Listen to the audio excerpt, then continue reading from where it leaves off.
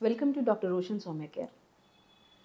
ఈ మధ్య కాలంలో ఎటువంటి కండిషన్ వల్ల అయినా కూడా ఎక్కువగా చూస్తున్నది ఏంటంటే మతిమరుపు. దీన్ని సీరియస్‌గా తీసుకోవాలా?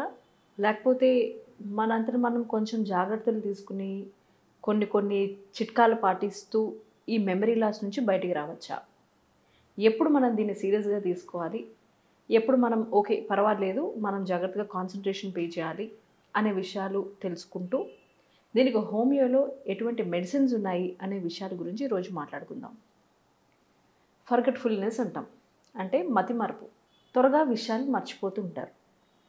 ఇది కూడా చాలా రకరకాల కండిషన్స్, రకరకాల పరిస్థితులు, రకరకాల సందర్భాల్లో ఈ విషయాలు బయటపడుతూ ఉంటాయి.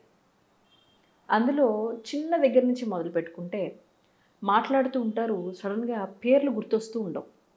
ఆ పేరేంటి అనుకుంటూ ఉంటారు, కానీ పేర్లు మర్చిపోతూ ఉంటారు. లేదా ప్లేసులు మర్చిపోతూ ఉంటారు, అంటే ఊర్ల పేర్లు, మనుషుల పేర్లు, స్ట్రీట్ నేమ్స్, ఇటువంటివన్నీ కూడా సడన్గా వాళ్ళకి స్ట్రైక్ అవుతూ ఉండదు. అలానే కొంతమంది అడ్రస్లు మర్చిపోతూ ఉంటారు.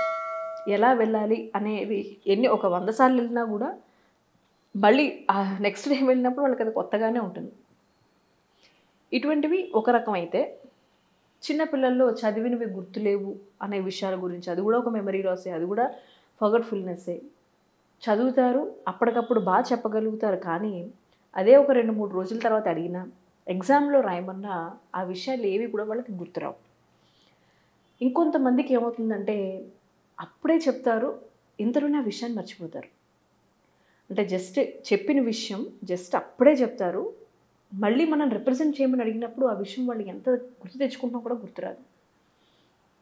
ఇంకొంతమందికి ఇంకొంచెం సీరియస్గా వెళ్తే వాళ్ళు ఎక్కడైనా సరే, ఫర్ ఎగ్జాంపుల్ ఏదైనా ఒక వస్తువు పెట్టిన చోట మర్చిపోతూ ఉండడము, ఎక్కడుంది అని ఇల్లంతా వెతుకుతూనే ఉంటారు.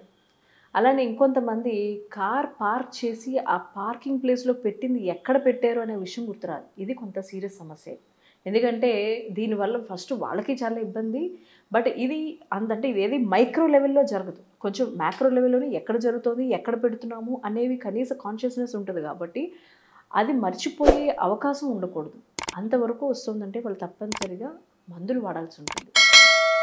ఇది జనరల్గా ఎందుకు జరుగుతుంది, ఈ మెమరీ లాస్ అనేది ఎందుకు వస్తుంది అంటే, ఎక్కువగా మానసికంగా ఎక్కువగా ఎవరైతే ఎంగేజ్ అయిపోయి ఉంటారో, ఉదాహరణకి చిన్నపిల్లలు తీసుకున్నట్లయితే చూడండి, మీరు ఎక్కువ గేమ్స్ ఆడుతూ ఉంటారు.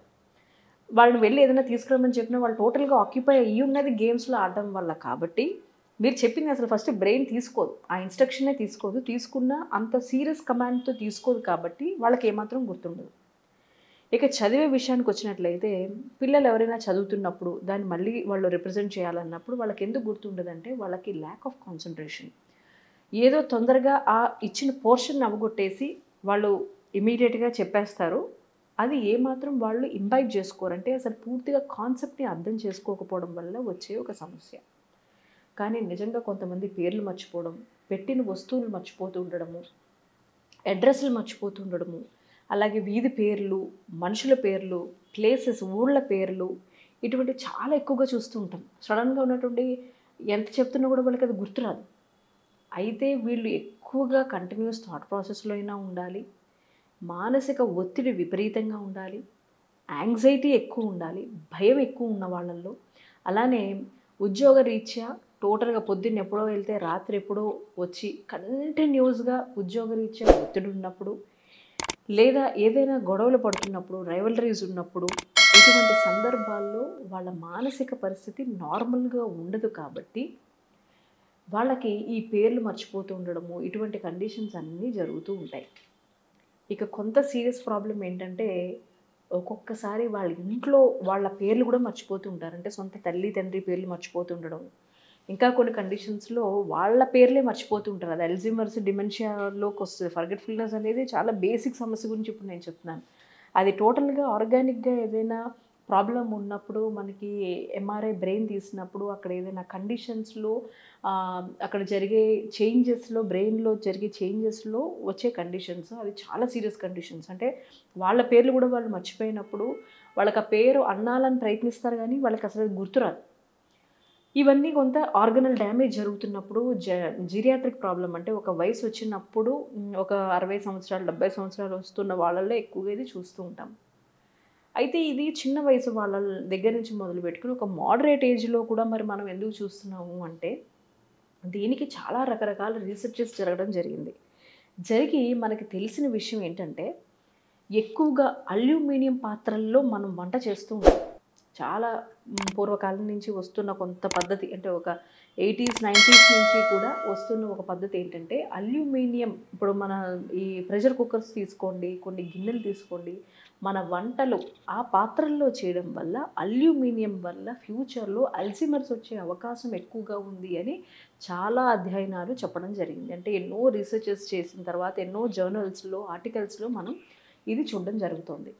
సో ఎక్కువగా ఎవరైతే అల్యూమినియం పాత్రలు వాడతారో దానికంటా తక్కువలో అయ్యే మట్టి పాత్రలు వాడడం మనకి సేఫ్, కానీ ఈ అల్యూమినియం పాత్రలు దయచేసి వాడకండి. రెండోది, మనకి హెల్దీ ఫుడ్ అనేది మనకి అవైలబిలిటీలో ఉన్నప్పటికీ కూడా అంటే మనకి మనం ఎన్నో ఖర్చు పెడతాం, చాలా తక్కువ ఖర్చుల్లో అయిపోయే ఫుడ్ ఐటమ్స్ కూడా మనకి దొరుకుతున్నాయి. ఉదాహరణకి ఈ చియా సీడ్స్ ఒకటి, ఫ్లాక్స్ సీడ్స్ ఒకటి, ఇటువంటివన్నీ అవిసె గింజలు, ఇవి అన్నీ కూడా మన బాడీకి చాలా చాలా ఇంపార్టెంట్. డ్రై ఫ్రూట్స్ ఇటువంటివన్నీ తీసుకోవడం వల్ల ఏమవుతుందంటే మన బాడీలో నర్వ్స్ అన్నీ కూడా చాలా చాలా హెల్తీగా ఉంటాయి. వాటి యొక్క ట్రాన్స్ఫర్మేషన్ ఆఫ్ ఇన్ఫర్మేషన్ అంటే ఇన్ఫర్మేషన్ ప్రతి ఒక్క సెల్ నుంచి సెల్కి వెళ్ళాలంటే నర్వ్స్ చాలా హెల్తీగా ఉండాలి. సో ఆ నర్వ్స్కి సంబంధించిన ఫుడ్ సరిగ్గా తీసుకోకపోవడం వల్ల వైటమిన్ B12 కాంబినేషన్స్లో ఉండే ఆహారం చాలా తక్కువగా తీసుకోవడం వల్ల ఇవన్నీ కూడా వచ్చే అవకాశం ఎక్కువ అయిపోతుంది అని చాలా ఆర్టికల్స్ వస్తున్నాయి. సో ఈ ఫర్గెట్ఫుల్నెస్కి, ఈ మెమరీ లాస్కి అది చిన్నదైనా పెద్దదైనా కూడా బ్రెయిన్కి ఎక్సలెంట్గా ఒక టానిక్ లాగా, ఆ బ్రెయిన్ టానిక్స్ అంటాం, వాటిలాగా పనిచేసే కొన్ని అద్భుతమైన మెడిసిన్స్ మనకి హోమియోలో అవైలబిలిటీలో ఉన్నాయి.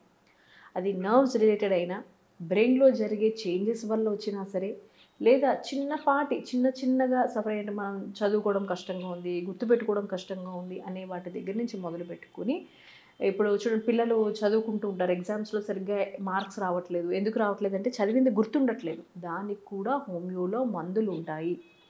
ఉద్యోగ రీత్యా కానీ, వర్డ్స్ రీత్యా కానీ, కొన్ని పెక్యులర్గా ఉంటే కొంత టర్మినాలజీ గుర్తుండకపోవడం, ఇటువంటివన్నీ కూడా కొంచెం సమస్యగా మారుతుంటుంది. వీరందరికీ కూడా ఏమీ కంగారు పడాల్సిన అవసరం లేదు. హోమియోలో అలా గుర్తుపెట్టుకోదగిన మెడిసిన్స్ కొన్ని ఉంటాయి.